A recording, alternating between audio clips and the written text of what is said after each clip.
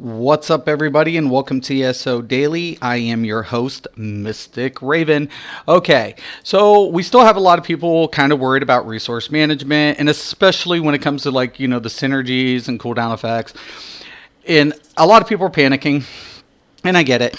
So in this video, what I want to do is kind of go over your options, how to maintain your current configuration without having to completely restructure your build and work with the system if it remains the same. Now keep in mind, guys, that this is the test server, so things can change, and you can't go ahead and say that this is how it is going to be 100%. There can be some alterations to this, so keep that in mind. But if it stands as it is, I'm just going to give you a couple of options to see where you want to go and how to maintain maybe some of the resources. So in this video, I'm just kind of going to go over a little bit of this. Okay, guys. So the first thing I want to go ahead and do is I'm going to go over the champion system here, just really quick here. Because what I've opted to do, now this is me personally, is take Mooncap up to 14%. Why? Because the extra 25 is only going to give me a 1%. That's insignificant for what I'm losing for the recovery. So stacking isn't going to be in my best interest because of diminishing returns. So I'm also going to take tenacity up to 11.25 because I know I'm going to have to weave periodically. But the thing about it is I don't know, depending on my rotation, how frequently I'm going to have to weave. But tenacity plays a very important role nevertheless. And of course, I'm taking healthy up to 5.22 just because, I'm in a dungeon and I don't want to be a total burden on my healer. You can opt not to do that, but that's me personally. So another thing as a stam user is reduction. I know I'm going to have to roll in and out of mechanics, so I want to reduce that cost, thus maintaining my resources as much as possible. So I went 12.78 in this tree. Now over here, the same effect. I know I'm going to break free. I want to reduce that cost, so I'm going 10.22, and of course I run frequently, through dungeons, so I'm going to reduce that cost as well.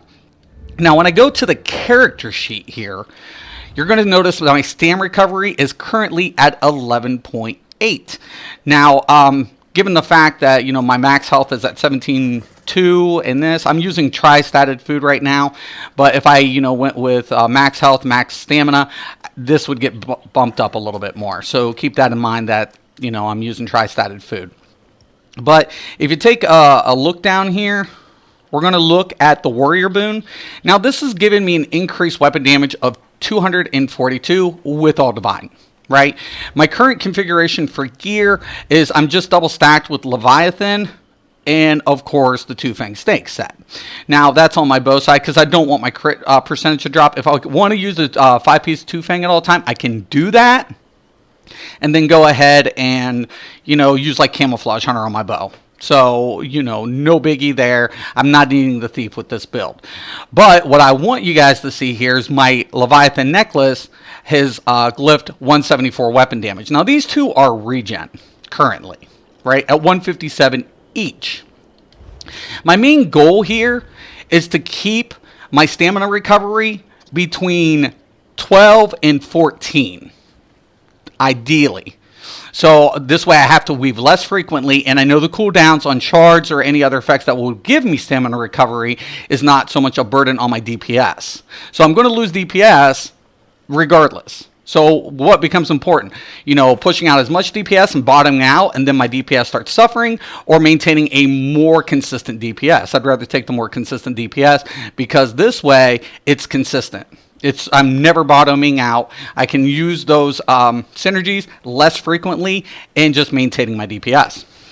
But because I'm only getting 242, what I want to see here is what the Astronaut's going to give me. So the Astronaut Mundus is going to give me stamina and... Oh, no, it's only Magicka. But I think there's another... Mundus. I can't even think of it right now. Let me take a look here real quick. But recovery becomes a secondary effect here. Hold on. Now, keep in mind I'm doing this live, guys. So, and yes, I'm human. I make mistakes. But I'm currently looking this up to see if we can figure it out.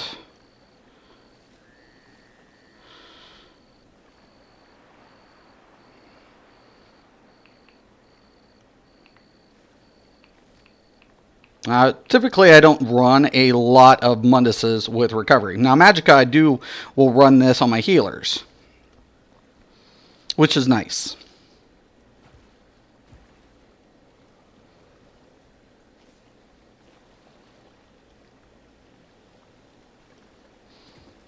Okay, so it's the Serpent. And it is in Shadowfen, but I just went to the wrong one. And it's all the way over here at the edge of the map.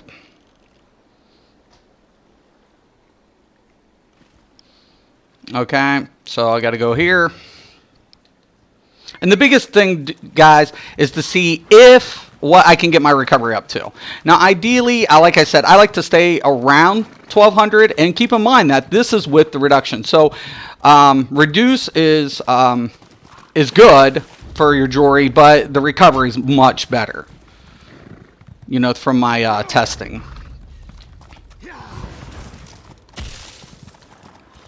Just keep running through everything.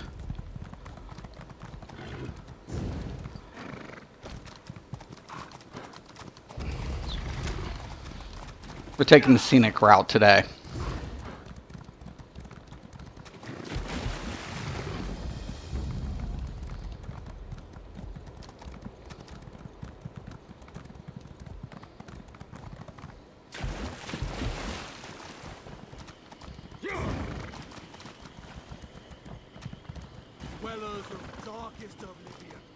No, thank you. I'll hit this way shrine just so I have a way back after I get this.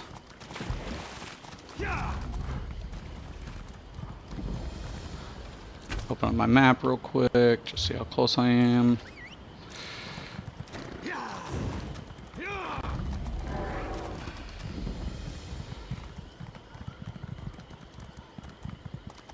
And there's the Mundus. So the Atronauts for Magicka, Serpents for Stamina. Okay. So the first thing I want to go ahead and do is see what this is going to give me for my regen rate.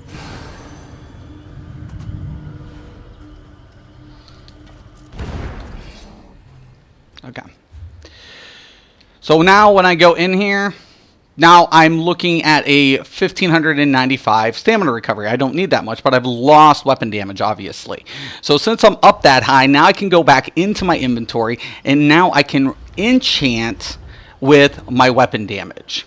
Okay, now before I do it again, I'm going to check. So I'm at 1371. Now this might be good for me. You know, I'd have to go ahead and test it to see what my rotation is and how frequently, you know, I'm using all this and what my recovery rate is. But, you know, typically, I do like to stay around the 1211. So what I'm going to go ahead and do is I'm going to go ahead and do this one again. Now keep in mind, now I've gotten over 300 weapon damage now, instead of the 240 something from the warrior boon, and that's with all divine. So now I'm looking at well over 300, so it's 328, no, 348. So I'm looking at 348 extra weapon damage, and then when I look at my recovery, I'm almost at the same point that I was. So that becomes a point. So I've gained more weapon damage, and I've kept my recovery around the same. Now, if I need more recovery, it's an easy fix, because now I can just go ahead and take one of those weapon damage and slot another recovery. So I wanted to kind of go over this and show you how you can play with your numbers and where, you know, it's going to benefit you. So keeping between, you know, I would say around 12 and 14 is going to be good without having to worry about constant weaving. Now keep in mind, you're still going to have to weave to recover because of the cooldown effects from the shards and all these different changes. So you're not going to be able to go ahead and dismiss the weave, but you can go ahead and reduce how much you can do. You have to do the heavy attacks by, you know, making these alterations. So in this video, I just wanted to kind of go over that, because keep in mind, guys, we can't go ahead and put up to 21, 25% in our recovery, and we have no cost reduction. So even if I don't have a cost reduction, and that's a factor as well, I can go ahead and go back in here and chant Now see here, this is the thing. I'm only getting 203 for the reduction cost. To me, that's not worth it. So I might want to go ahead, go with the recovery. Now I'm going to go back into my character sheet, and now I'm sitting closer to 1400. So this becomes a lot more viable for me because I'm only going ahead and losing 174 weapon damage, but my DPS is going to be more consistent. Now, if I'm going to do more heavy in attacks in my rotation, I might want to drop down my stamina recovery and bump up my weapon damage, thus increasing my DPS. But remember, guys, the faster you bottom out, your DPS starts slowing down. Now, this also applies to magic users, but instead of the Serpent, you're going to go ahead and use the Astronaut. But if you don't want to use that and you want to go with the Warrior, that's fine. But like I showed you, you're going to only get 200 and something where you're losing 174 off of your enchantments. So that's a very, very important thing to remember. Now, if you have sets like Vicious Ophidian, you're going to take that into consideration as well. Now, let's say I don't want and I want to keep all that weapon damage. I can also use skills like Werewolf here and slot this.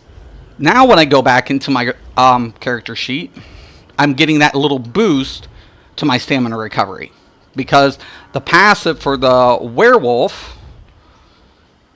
is, while slotted, your stamina recovery is increased by 15%. So there's an option too. So by doing that, I gain recovery by slotting it, but of course I'm going to go ahead and lose the weapon damage from the passive for Slayer, which increases my weapon damage by 3%. So is losing 3% for not slotting Flawless Dawnbreaker more valuable than slotting something like Werewolf? But keep in mind, Werewolf does have negative effects, so am I willing to go ahead and do that? That becomes the question. Now, also races like Bosner, you become very important now because they have a lot of recovery in their innate passives. So depending on your race and your class, those recovery points are very important. But as a rule of thumb, with this update, I would suggest sticking around between 12 and 1400 recovery, and going ahead and sacking just a little DPS to keep your DPS consistent. But that's only my recommendation. By all means, do whatever you feel is comfortable towards your rotation in your build. But I do want to thank everybody for watching. If you do have any questions or comments, please post below. Once again and always, thank you and have a nice day.